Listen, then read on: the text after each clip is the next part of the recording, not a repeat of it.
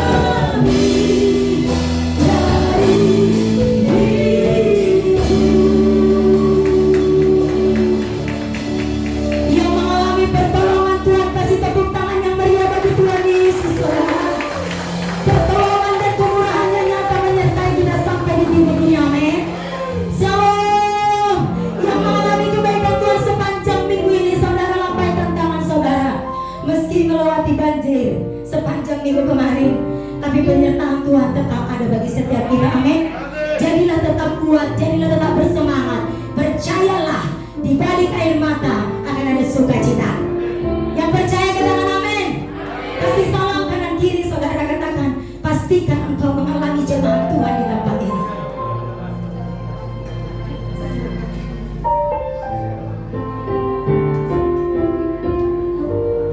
Yang siap mengalami jamahan lawatan Tuhan katakan amin.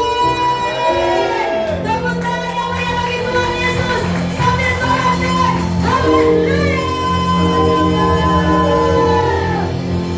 Haleluya.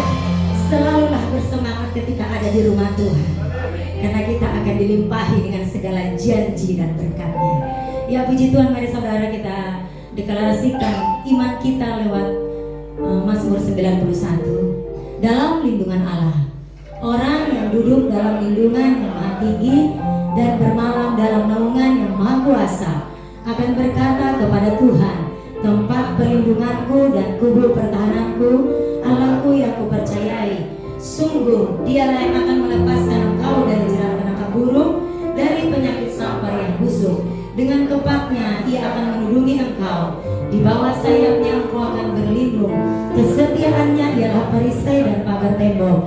Engkau tak usah takut terhadap kedahsyatan malam, terhadap panah yang terbang di waktu siang, terhadap penyakit sampar yang berjalan di dalam gelap, terhadap penyakit menular yang mengamuk di waktu petang. Walau 1000 orang rebah di sisimu dan 10.000 di sebelah kananmu, tetapi itu tidak akan menimpamu. Engkau hanya menontonnya dengan matamu sendiri dan melihat pembalasan terhadap orang-orang fasik. Sebab Tuhan dialah tempat perlindunganmu, Ia maha tinggi telah kau buat tempat perteduhanmu.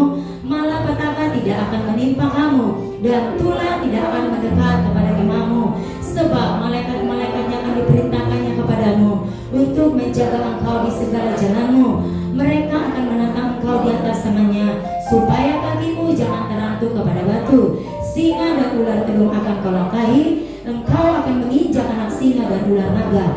Sungguh hatinya melekat kepadaku, maka aku akan meluputkannya, aku akan membentenginya, sebab ia mengenal namaku. Bila ia berseru kepadaku, aku akan menjawab, aku akan menyertai dia dalam kesesakan, aku akan meluputkannya dan memuliakannya. Dengan panjang umur akan kukenyangkan dia, dan akan kuperlihatkan kepadanya keselamatan daripadaku. Katakan amin. Silakan duduk saudara, tetap dalam hadirat Tuhan. Satu pribadi yang tidak pernah meninggalkan kami adalah Yesus, dan itulah yang menjadi alasan kami ada di tempat ini pagi siang hari ini Tuhan, untuk mengalami Tuhan lebih lagi Bapa. Kami tanggalkan segala pergumulan kami, masalah kami.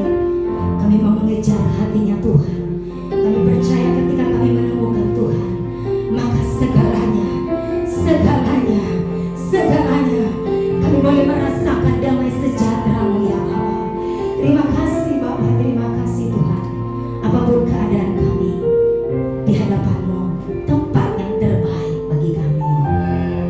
Yes Lord.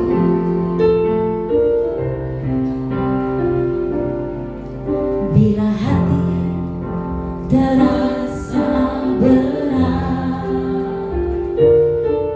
tak seorang pun mengerti bebanku. Ku tanya Yesus, apa yang harus ku buat? Dia berfirman,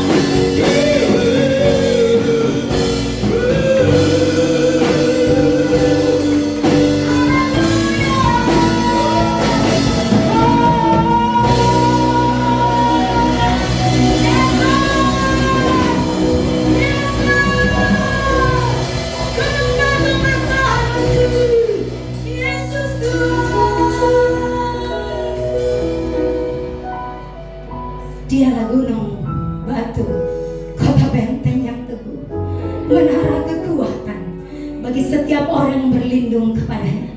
Tidak akan pernah menyerah, tidak akan pernah kalah, karena Yesus menjadi perisai dalam setiap kehidupan kami. Hari ini Tuhan kami deklarasikan iman kami. Pertolongan kami datangnya daripada Tuhan. Itulah membebaskan setiap kami, yang menyembuhkan sakit penyakit kami, yang menguatkan kami saat lemah. Tuhan, Engkau ada di dalam kami, kami ada di dalam Engkau. Maka kami kuat dan tangguh bersama Tuhan. Kami menjalani tahun 2026 bersama Tuhan. Kami akan keluar menjadi pemenang. Yang siap menjadi pemenang katakan amin. Sorak-sorai pemenang itu harus lebih dahsyat, saudara. Amin. Namanya orang menang, aku menang, aku gak mungkin. Pasti dia melompat. Amin. Yang mau melompat katakan amin. Kita memperkatakan, mendeklarasikan, menguatkan diri kita. Aku pasti kuat, aku pasti menang, aku pasti diberkati. Mau? Aku pasti kuat, aku pasti menang, aku pasti diberkati. Yang siap katakan amin. 3, 2, 1. Aku pasti kuat, aku pasti menang, aku pasti diberkati. Aku pasti kuat, aku pasti menang, aku pasti diberkati. Kembali lagi. Aku pasti kuat, aku pasti menang, aku pasti diberkati. Yang percaya katakan amin.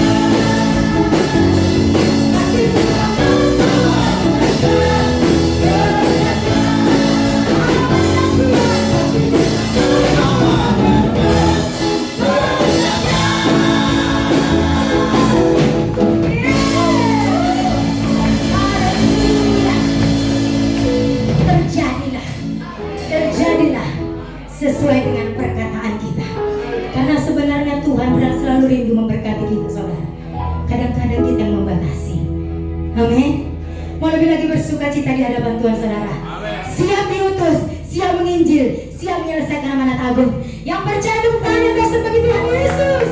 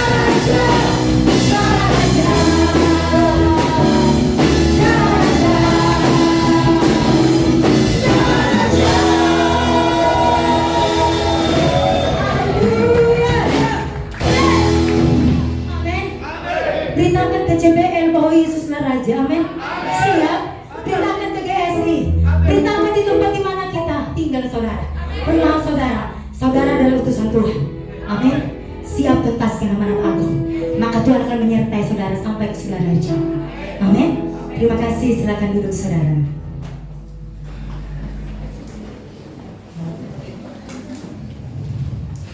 Ya, kita siapkan hati kita untuk dengar kebenaran firman Tuhan. Sebelumnya kita akan berikan yang terbaik untuk pekerjaan Tuhan. Terima kasih Bapa. Hati kami limpah dengan syukur Tuhan.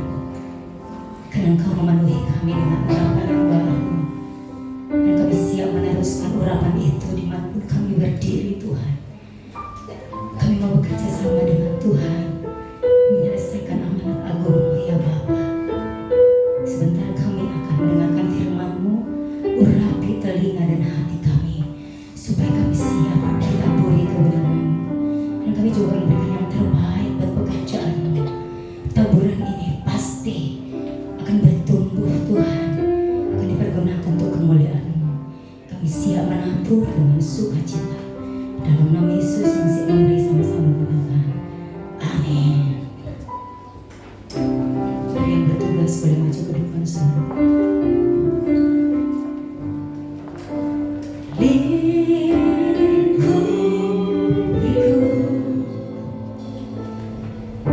dengan sayap-Mu,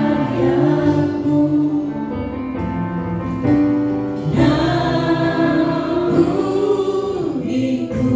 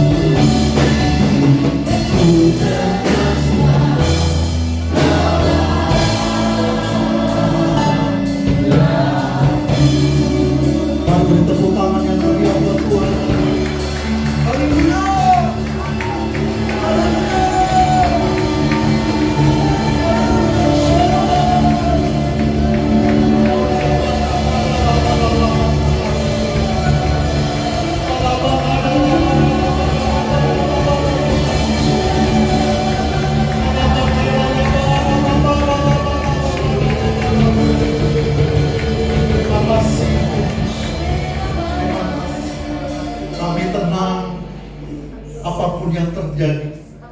Sebab Engkau Allah kami, Allah yang maha hadir, Allah yang hadir di tengah-tengah kami.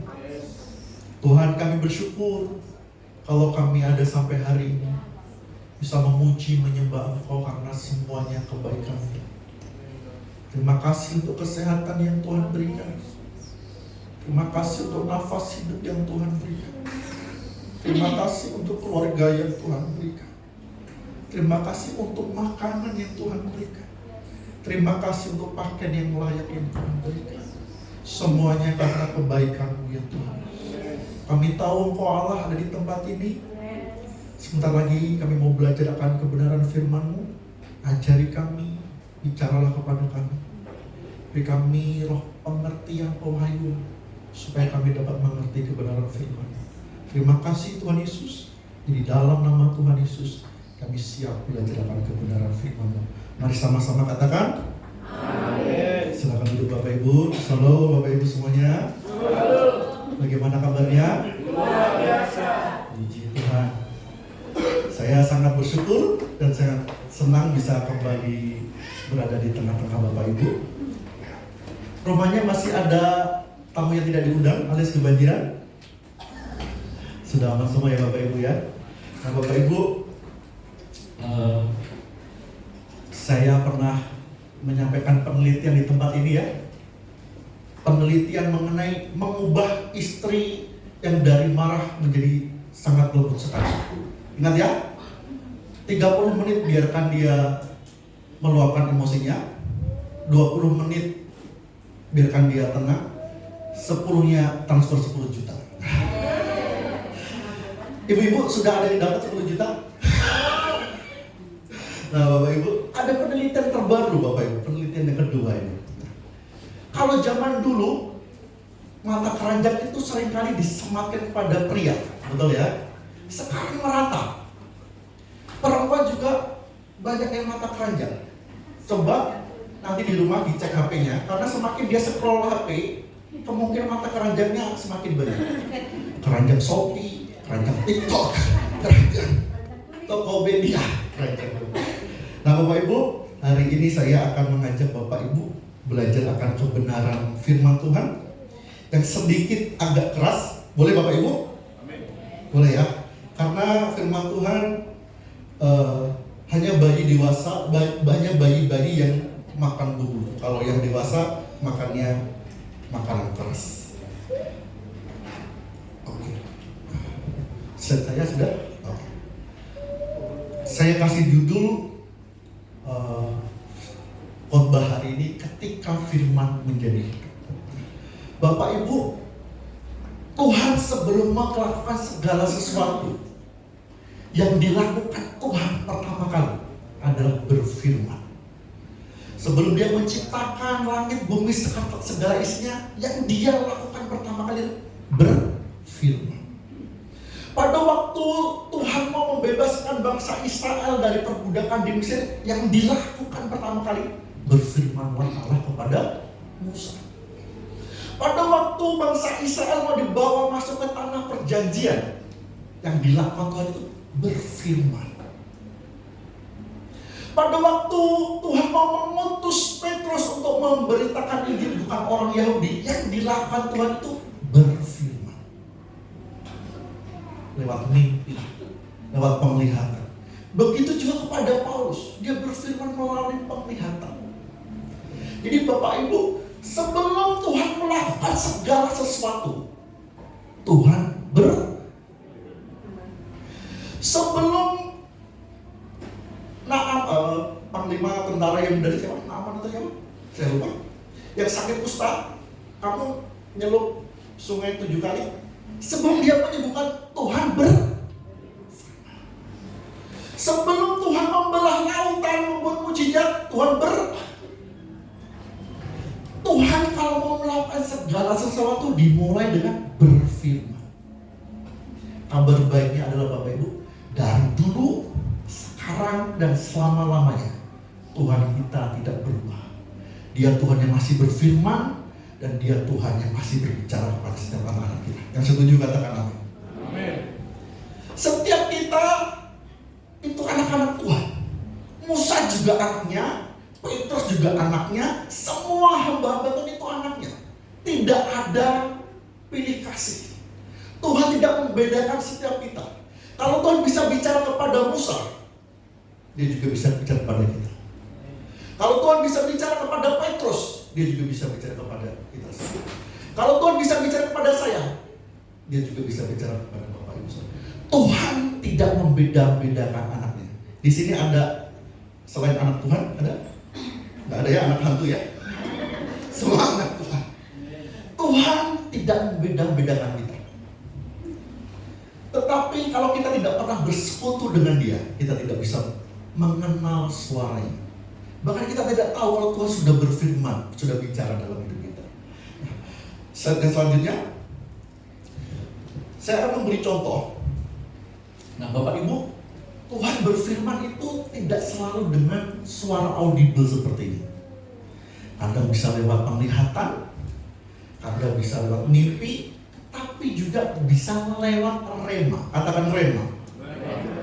Rema itu firman Tuhan yang dihidupkan. Nanti kita belajar lebih dalam lagi ya. Kita buka di Kisah Para Rasul 2. Kisah Para Rasul 2 ayat 14 dan selanjutnya. Kita nggak akan baca semua bapak-bapak ya. Ini kisah di mana murid-murid Kristus sedang berdoa menantikan curahan Roh Kudus atau yang disebut Pentakosta. Bapak-bapak, ibu-ibu sekalian, di ayat yang ke-16 si Petrus itu mendapat rema. Roh Kudus menghidupkan ayat. Dia mengutip di Yoel ayat 16, tetapi itulah yang difirmankan Allah dengan perantaraan Nabi Yoel. Seolah-olah ayat di kitab Yoel itu dihidupkan oleh Roh Kudus. Kemudian dia disambungkan di ayat yang ke-25. Ayat yang ke-25, sebab Daud ini tertulis di Mazmur. Jadi Roh Kudus memberi pengertian kepada Petrus untuk menyambungkan Yoel dengan Mazmur. Bapak Ibu pernah seperti itu ya? Tiba-tiba baca itu, ini kok berkaitan dengan ayat yang di kitab yang lain ya? Karena Bapak Ibu mengalami itu namanya rema. Nah Bapak Ibu, setelah si Petrus ini mengalami rema tadi, firman Tuhan yang menjadi hidup tadi, yang pertama yang dia alami adalah imannya menjadi bangkit. Di ayat yang ke-14,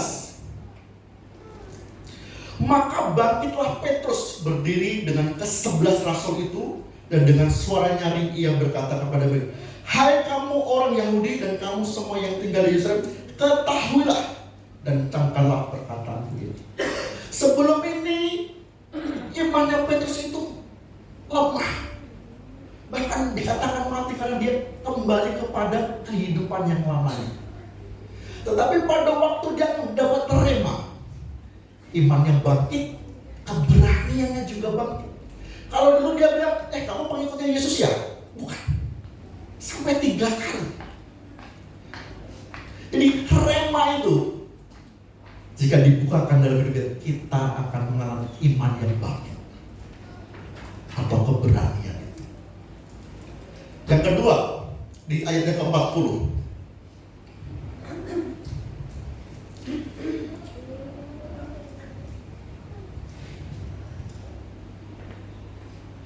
pada waktu rema diberikan, hidupnya akan diubahkan. Dan dengan banyak perkataan lain lagi, ia memberi suatu kesaksian yang sungguh-sungguh. Dulu Petrus jangankan bersaksi, dia ngakui Tuhan itu sebagai gurunya, jadi nggak mau.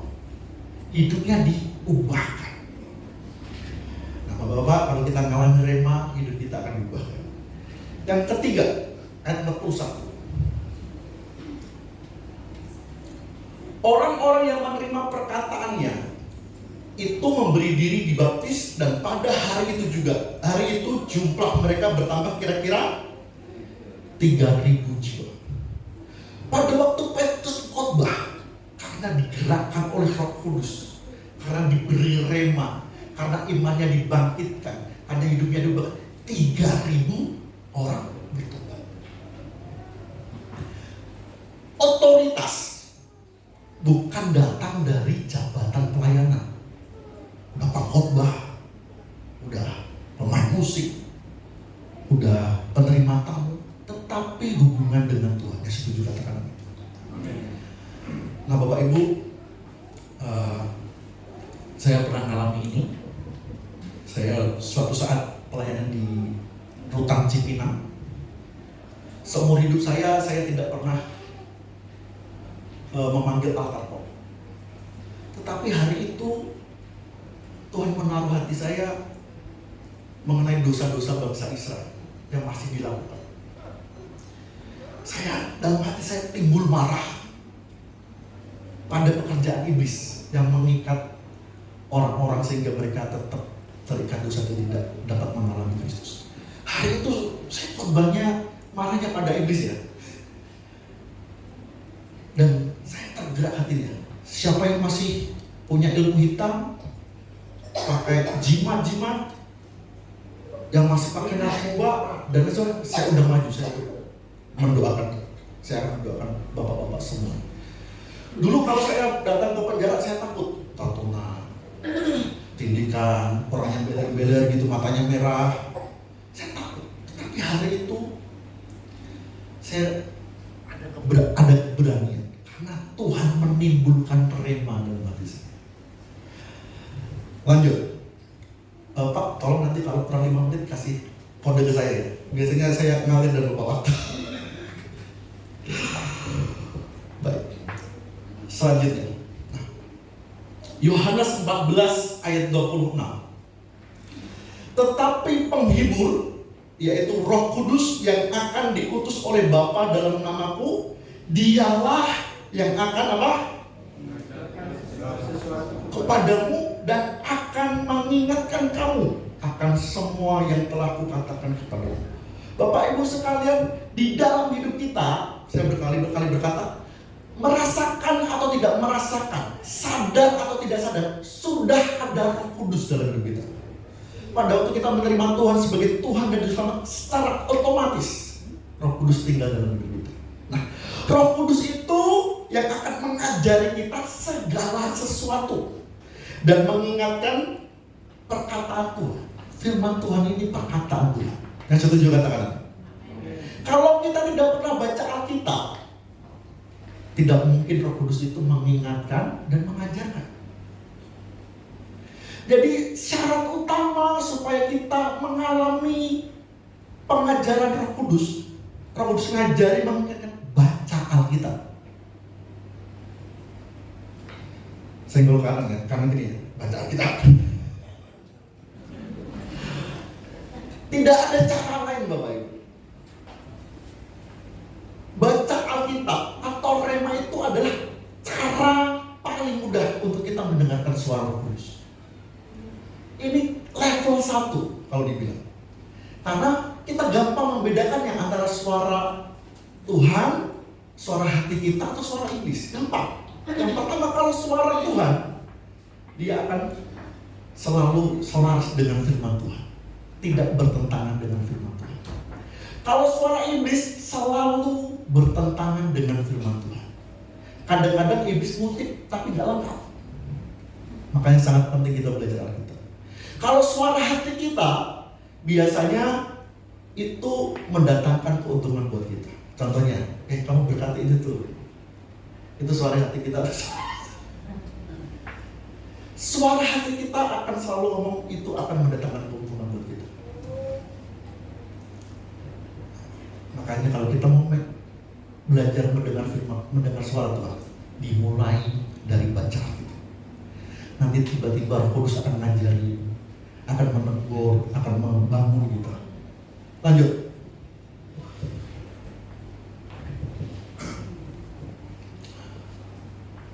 Pengertiannya, rema adalah firman Allah yang diucapkan, dihidupkan dan ditujukan secara pribadi. Oleh siapa? Oleh Roh Kudus. Jadi firman Tuhan yang diucapkan kembali oleh Roh Kudus atau dihidupkan oleh Roh Kudus secara pribadi ke setiap pribadi masing-masing. Jadi sekali lagi, kalau kita tidak baca Alkitab, tidak mungkin kita bisa mendengar suara Tuhan. Mulailah baca Alkitab. Kalau kok ayat ini kayaknya ngomong ke saya ya, kok ayat ini kayaknya menyala ya buat saya ya, kok ayat ini kayak nyindir saya ya, itu namanya rema. Jadi kalau Bapak Ibu sedang baca Alkitab, dapat itu catat. Oh hari ini Tuhan menegur saya, jangan banyak main HP. Saya pernah gitu Bapak Ibu. Jadi berhala itu bukan selalu kita disembah, tapi sedikit-sedikit ingat dia, sedikit pegang dia. Waktu kita banyak dengan dia itu berhala buat kita. Saya dulu gitu, dikit-dikit ingat HP, dikit-dikit pegang HP, mau nyuci pakai HP, mau makan pegang HP, mau ngapain pegang HP, itu jadi berhala buat saya. Itu saya ditegur lewat firman. Jadi Bapak Ibu, rema itu firman Allah yang diucapkan kembali oleh Roh Kudus kepada pribadi-pribadi tertentu. Kalau kita ngalami itu catat. Itu di situ ada otoritas, ada iman kita dibangkitkan, kita diajar, kita ditegur, kita dituntun dan sebagainya. Lanjut. Nah, rema ini dipahami sebagai firman yang mengena tadi, yang menegur, yang meneguhkan, mengajar dan memberi tuntunan dan sebagainya. Makanya firman Tuhan dikatakan ada lagunya, firman itu pelita bagi kami. Setiap langkah kita bisa dituntun oleh firman. Kalau kita hidup bergaul dengan firman dan Roh Kudus. Lanjut. Untuk siapa rema diberikan? Tadi saya sudah sampaikan, rema itu untuk semua kita. Bukan hanya pemimpin rohani, bukan hanya pelayan, tetapi setiap kita anak-anaknya Tuhan. Tuhan bisa berbicara melalui rema dalam hidup kita. Rema diberikan kepada orang yang memiliki hubungan dengan Tuhan. Bedanya di situ. Meskipun kita anak Tuhan, tapi kalau kita tidak punya hubungan dengan Tuhan, kita akan susah mengenali suara Tuhan. Kita akan susah menangkap pada waktu Tuhan berbicara kepada kita. Khususnya orang percaya yang membuka hati kepada Roh Kudus. Yang kedua, mereka yang merenungkan firman dengan sikap mau taat. Nah, ini mau taat juga penting. Yang ketiga, pemimpin rohani yang membutuhkan hikmat dan arah pelayanan. Yang keempat, setiap orang yang mencari jawaban Tuhan dalam doa. Kalau kita ada pergumulan, sampaikan. Pergumulan kecil, besar, Tuhan itu mau dengar. Bapak Ibu sering, Tuhan jangan hujan dulu deh Tuhan sebelum saya sampai rumah. Sering ngalamin gitu? Bapak kita itu dengar perkataan kita meskipun hal yang kecil. Saya sering ngalamin Bapak, gitu Bapak Ibu. Tuhan jangan hujan dulu sebelum saya sampai. Saya sering ngalamin saat itu. Apakah kebetulan? Di dunia ini gak ada yang kebetulan. Bahkan firman Tuhan, satu helai rambut jatuh pun tanpa seizin Tuhan tidak akan terjadi. Lanjut. Kapan rema diberikan? Yang pertama, saat membaca Alkitab. Apakah saya terlalu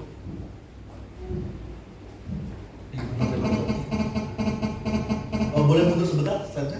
Oke, coba. Kapan rema diberikan? Yang pertama saat membaca Alkitab.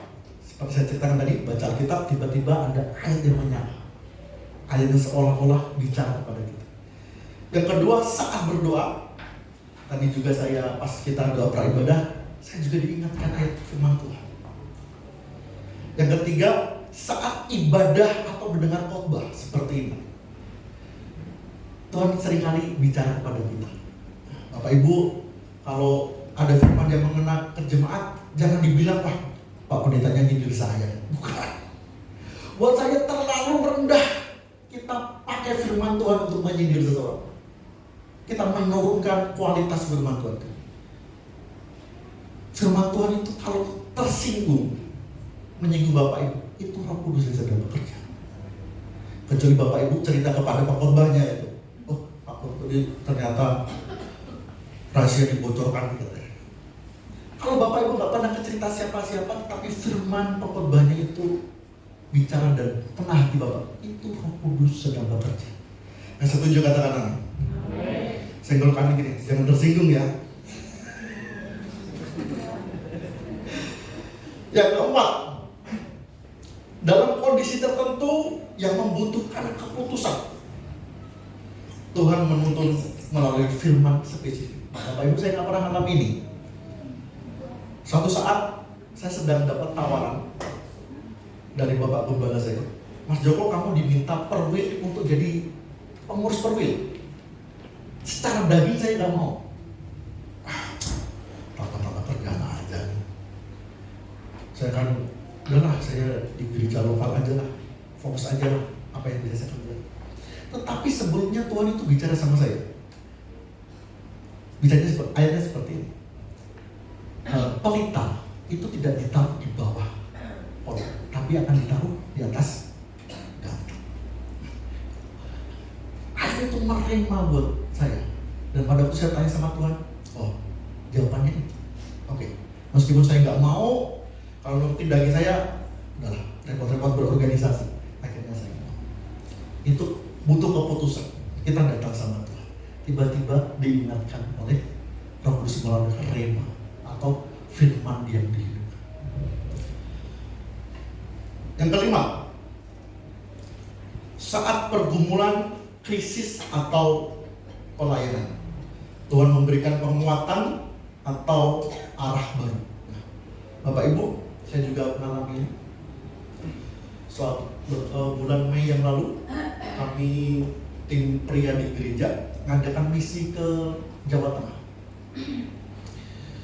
Kami sudah tanya gereja yang di Jawa Tengah, Pak, gereja sedang butuh apa? Butuhnya gitar, sound system, dan LED proyektor. Saya udah mikir, wah banyak juga ya. Nah, saya berpikir, akhirnya itu dibuka ke jemaat. Gereja ngasih kesempatan jemaat yang menonton.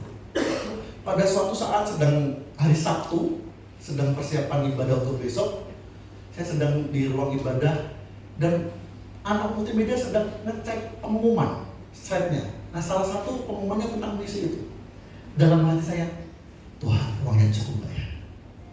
Kita belum sewa mobil, bayar tol, makan ingin cukup nggak ya? Tiba-tiba Roh Kudus memberi rema. Aku yang mengutus kamu, aku yang akan mencukupkan dan melebihkan. Akhirnya semua terkumpul, proyektor, sound, gitar, bahkan kita bisa memberkati uang 20 juta. Boleh beri tepuk tangan buat Tuhan? Tuhan akan menjawab kita pada waktu kita bergumul dalam krisis, atau Dia juga akan menguatkan kita. Jangan sungkan-sungkan datang kepada Tuhan. Gak harus di gereja dulu, gak harus kita di tempat doa kita dulu, sambil bersih-bersih, sambil masak, ngomong saja sama Tuhan. Tuhan itu maha hadir, Dia juga mendengarkan kita. Yang setuju katakan. Selanjutnya, kapan rema diterima? Di tempat pribadi, ketika kita bersekutu dengan Tuhan. Yang kedua, dalam ibadah komunal seperti ini. Yang ketiga, di tengah kegiatan sehari-hari ketika Roh Kudus mengingatkan kita.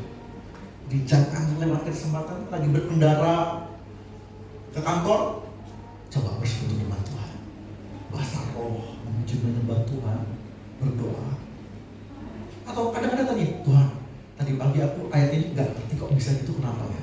Itu aja. Tuhan menjawab atau tidak itu kehendak Dia. Yang setuju katakan amin. Yang keempat, di situasi pelayanan ketika Tuhan menuntun secara spesifik. Tadi saya cerita, kalau kita ke misi ke Jawa, saya itu nggak punya kepikiran seperti itu. Dan gereja belum pernah melakukan itu. Tapi Roh Kudus muncul. Ayo kamu mengajar.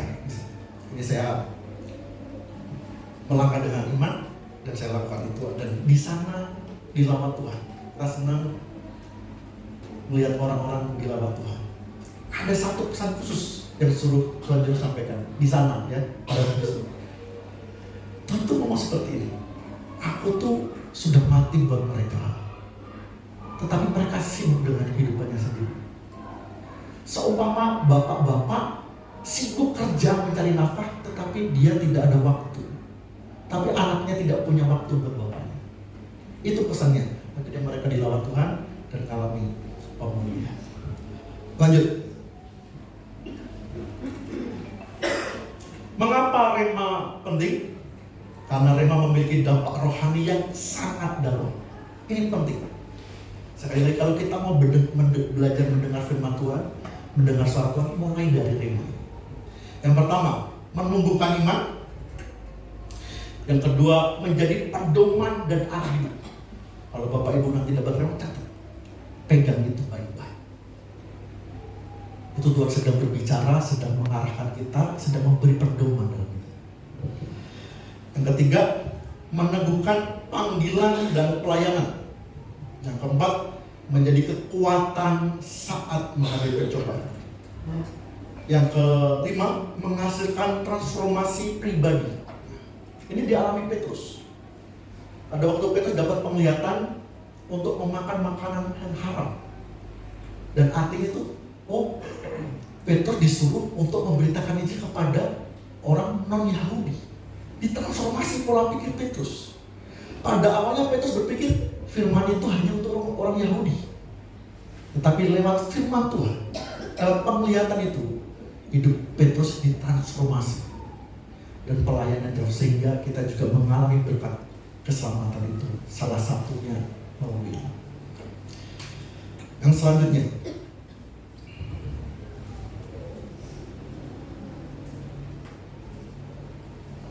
bagaimana rema diterima?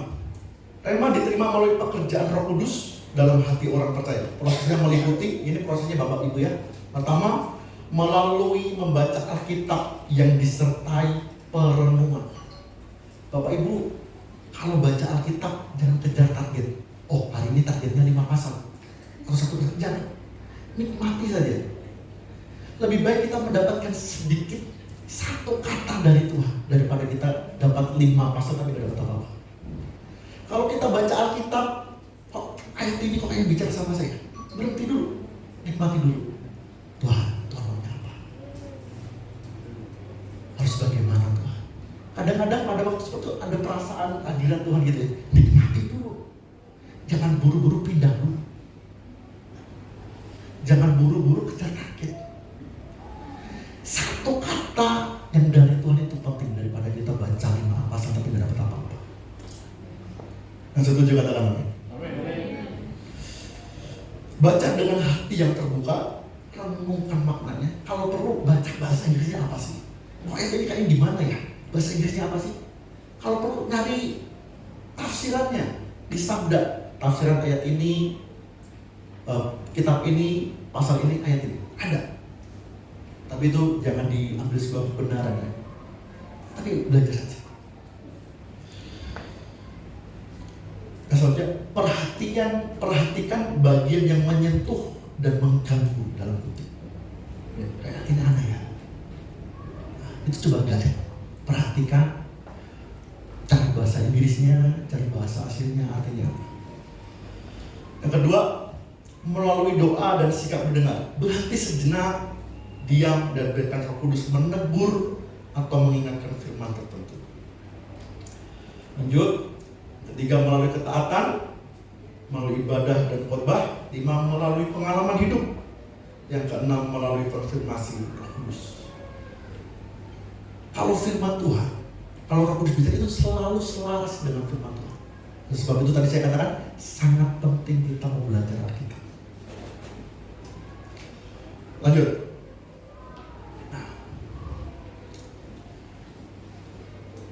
Bapak Ibu, kedewasaan rohani orang Kristen itu bukan ditentukan dengan umur. bukan ditentukan berapa lama kita menjadi orang Kristen, berapa banyak kita khatam Alkitab. Dari sini kita bisa belajar. Yohanes 1 ayat 12. Tetapi semua orang yang menerimanya diberinya kuasa supaya menjadi anak-anak Allah. Anak-anak Allah ini bahasa Inggrisnya children. Bahasa aslinya Yunani teknon, artinya masih anak-anak. Tapi di ayat Roma 8 ayat 11, semua orang yang dipimpin Roh Allah adalah sama-sama anak. Tetapi bahasa Inggrisnya dan bahasa aslinya beda. Yang bahasa yang Roma itu sons, pakainya son, itu udah dewasa. Anak-anak yang sudah dewasa, bukan anak-anak kecil lagi, tapi anak dewasa. Bahasa Yunani huios. Jadi begini Bapak Ibu, dari pengertian ini, orang Kristen yang dewasa itu adalah orang yang dipimpin oleh Roh Allah. Tapi gimana kita bisa dipimpin Roh Allah kalau kita tidak pernah mendengarkan rema? Bagaimana kita bisa dipimpin Roh Allah kalau kita tidak bisa mendengarkan suara Tuhan? Bagaimana kita bisa menjadi dewasa rohani kalau kita tidak menyediakan waktu untuk bersekutu dengan Tuhan? Sekali lagi Bapak Ibu, rema itu level pertama. Karena gampang mengenalinya. Saya ada cerita lucu Bapak Ibu. Kadang-kadang saya kalau kenal Tuhan itu, kadang dia suka bercanda. Suatu hari kaki saya sakit. Dulu saya suka badminton. Saya sudah lama gak main badminton, kirain keselio atau apa gitu. Saya sakit, saya gak ngapa-ngapain, saya gak cedera, saya gak angkat yang berat, tapi tiba-tiba sakit. Nah, saya berdoa siang seperti biasa, jam makan siang saya ambil waktu untuk berdoa. Tidak terjadi apa-apa. Masih ada waktu 15 menit, saya tidur. Tiba-tiba Roh Kudus ngomong, asam uratmu kambuh. Di Alkitab gak ada kata-kata asam urat. Tapi saya kenal suara itu, suaranya Tuhan. Melalui rema yang berulang-ulang kali. Oh, ini suara yang sama. Saya cek, oh iya. Saya 2-3 hari ini makan ketoprak gado-gado. Ketoprak gado-gado. Karena emang saya suka makanan yang ada sambal kacangnya. Oh benar. Akhirnya saya pulang, saya beli obat asam urat, saya minum, sekali langsung sembuh. Nah, Tuhan ngomong asam urat kamu itu gak ada di Alkitab. Tapi saya kenal suara itu. Itu next level. Tapi mulai saja kita dari rema. Baca Alkitab, beri hati yang mau taat dan sebagainya. Nah, setuju katakan amin. Saya mau tutup khotbah saya dengan kesaksian. Bapak Ibu, saya memiliki teman, sebenarnya tidak terlalu akrab ya, hanya saya dulu aja. Tidak pernah cerita dari hati ke hati, hanya saya dulu aja.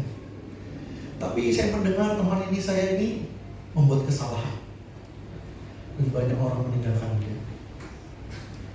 Dia keluar dari pekerjaan.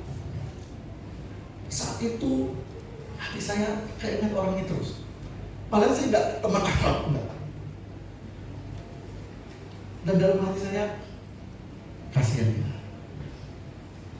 Aku harus dampingi dia. Mungkin aku nggak bisa bantu masalahnya dia. Minimal aku bisa menjadi pendengar dia untuk dia mencurahkan isi hati. Saya dengar dari dia keluar pekerjaan, saya kirim sedikit berkat. Oke. Akhirnya saya kira udah selesai. Tapi Tuhan itu ngasih. Hati itu tetap mendampingi dia. Akhirnya saya ketemu sama dia dan saya bantu dia. Minimal saya dengarkan dia apa yang dia alami. Saya nggak bisa kasih jalan keluar, saya hanya dia dan mendengar. Nah, Bapak Ibu, ada beberapa orang yang nggak suka. Dia bilang, kamu jangan dekat-dekat sama dia. Nanti kamu jadi omongan banyak orang. Banyak orang ngomong seperti itu. nanti akan berakibat negatif buat kamu. Saya datang sama Tuhan. Tuhan, gimana? Yang ngomong ini orang otoritas di atas saya. Tuhan ingatkan ayat. Pada waktu Tuhan duduk sama perempuan pelacur dan pemungut sungai orang berdosa, dia mau duduk sama orang berdosa. Dan ingat, dan yang mencemooh Tuhan adalah pemuka agama, ahli Taurat. Dan di situ saya nangkap, oh, Tuhan mau tetap saya mendampingi orang. Saya berdoa, oke Tuhan, saya mau menjadi seperti Engkau, melakukan rema yang Tuhan berikan, apapun resikonya. Buat saya diomongin orang gak masalah, jabatan saya diambil gak masalah, tapi saya mau mengasihi Tuhan dengan cara melakukan firman Tuhan. Bapak Ibu, saya ketemu orang lain lagi, 7 orang ini gak ada kata yang negatif, kata yang positif mengenai teman saya. Saya ini diam, dan saya sebenarnya tidak enak. Orang-orang ini ngomong, orang ini gak bakal berubah. Tapi siapakah kita yang berhak menghakimi orang? Terus dibilang, nanti kalau dia ini kamu juga kenal. Saya gitu. Akhirnya saya datang sama Tuhan lagi. Tuhan pernah nggak melayani orang yang tidak berubah? Tuhan malu nggak ya? Tuhan ingatkan, aku juga melayani Yudas. Aku melayani Yudas, dia tidak berubah.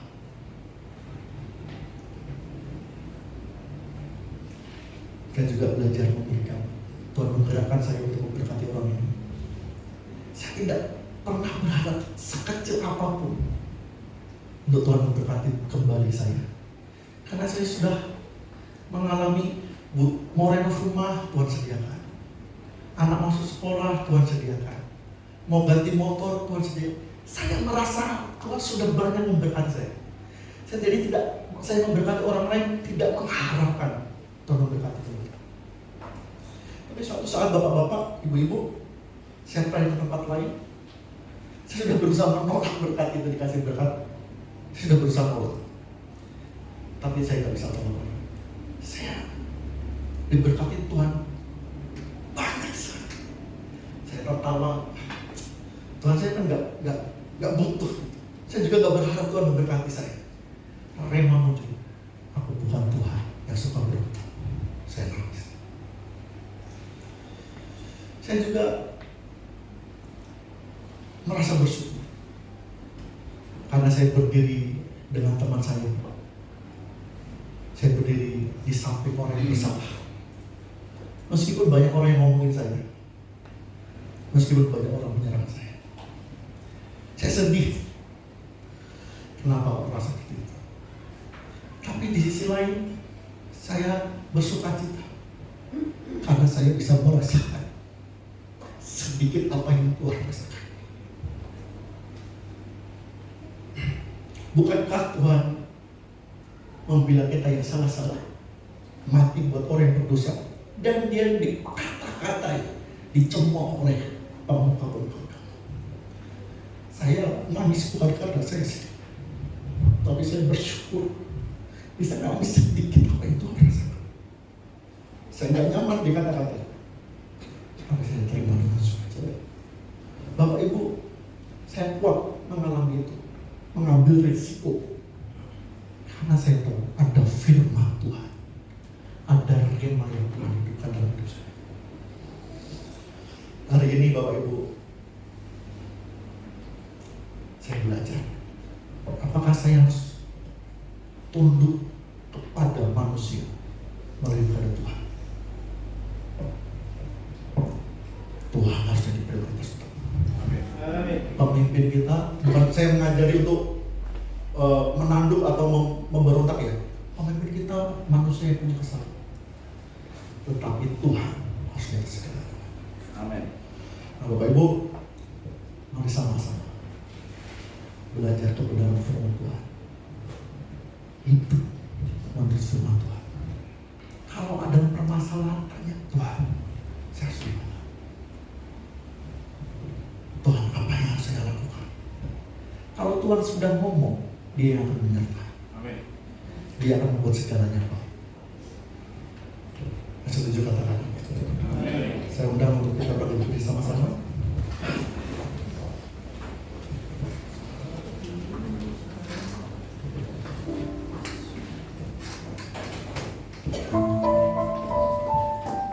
Terima kasih ya Tuhan.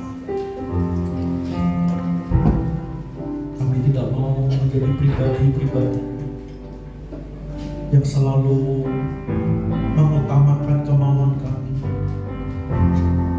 tapi kami mau belajar menjadi pribadi yang selalu mengutamakan keinginan-Mu ya Allah. Kami tidak mau menjadi anak-anak-Mu, tetapi tidak yang tidak dewasa Tuhan. Ajari kami mendengar suara-Mu. Kami mau belajar akan kebenaran firman-Mu ya Tuhan. Terima kasih. Seperti rusa rindu, sungai jiwaku rindu Engkau. Kaulah Tuhan asal hatiku, rindu menyembah. Seperti rusa,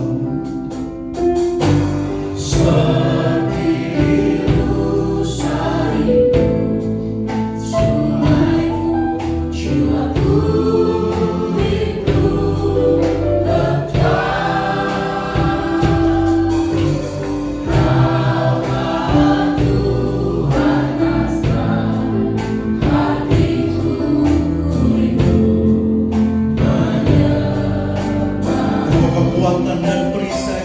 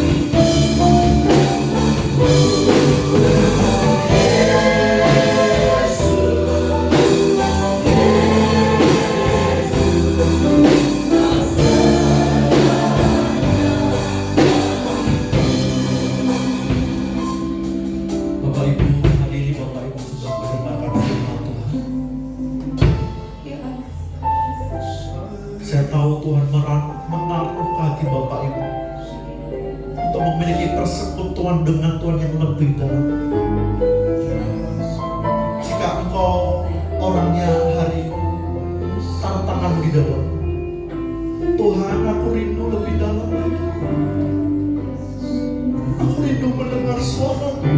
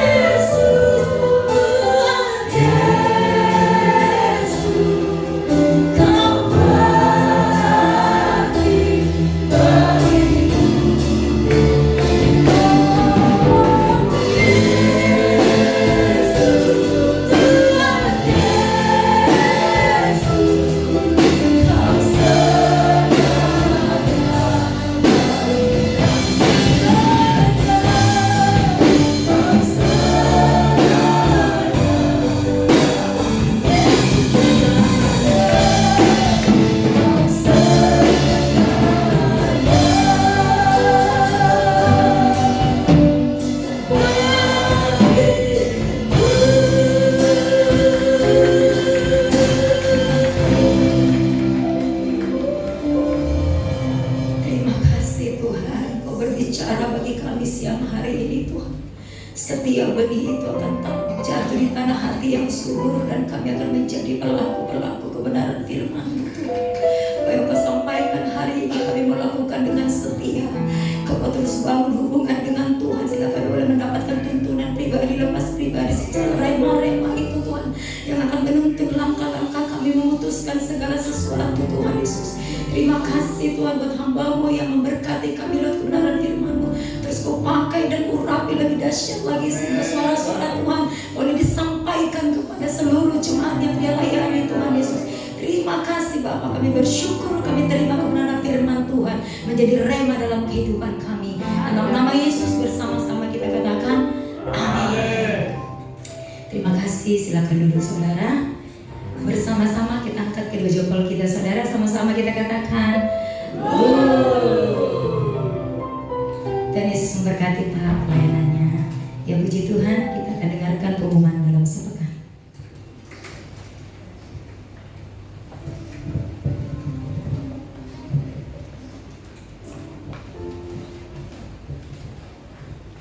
Salam, haleluya. Haleluya, salam. Haleluya, salam. Salam, haleluya. Apa kabar? Luar biasa. Haleluya. Kita semua percaya di pagi siang ini kita telah diberkati Tuhan lewat pemberitaan firman-Nya yang disampaikan oleh hamba-Nya. Kami ucapkan terima kasih kepada hamba-Nya Bapak Joko Suprayitno. Semoga pelayanan Bapak semakin diberkati Tuhan. Warta gereja dalam sepekan di tanggal 1 Februari 2026 di hari Minggu seperti biasa kita akan melaksanakan ibadah raya disertai dengan ibadah sekolah minggu di pukul 10 WIB.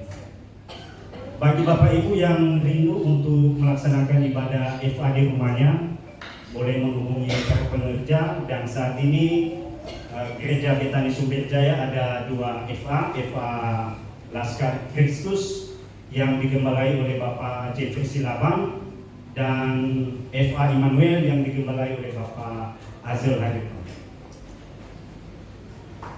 Kami mau menyapa jemaat yang baru datang beribadah di tempat ini. Kalau ada kami mohon untuk berdiri.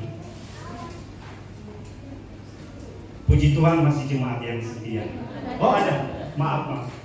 Kami ucapkan selamat datang, selamat beribadah kepada jemaat yang baru, dan kami harapkan di minggu depan kita bisa bersama-sama datang beribadah di tempat ini.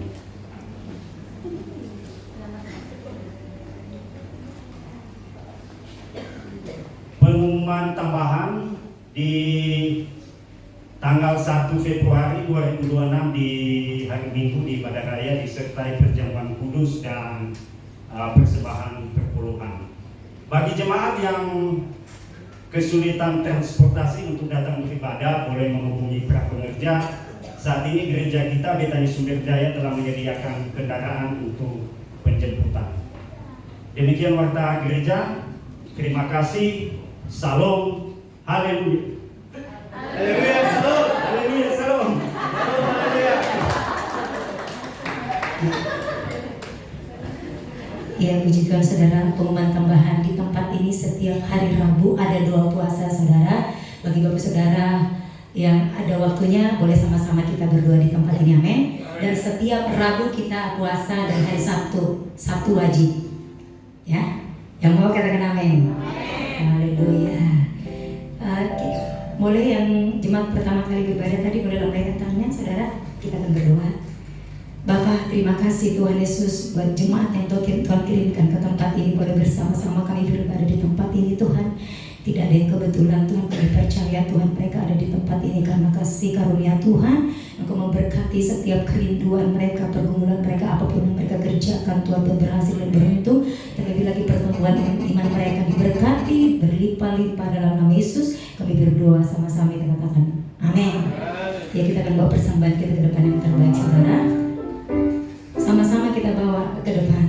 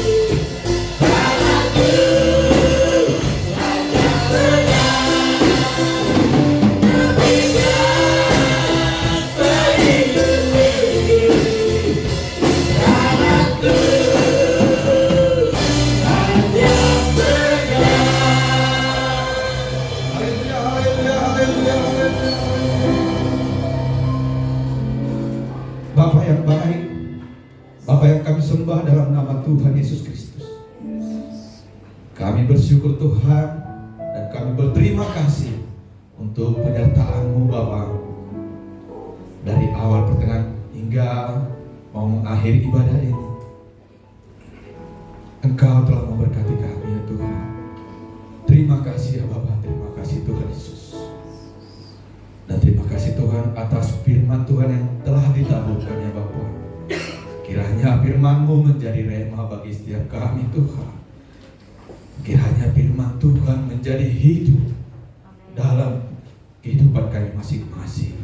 Sehingga kami Tuhan mempunyai iman yang bangkit.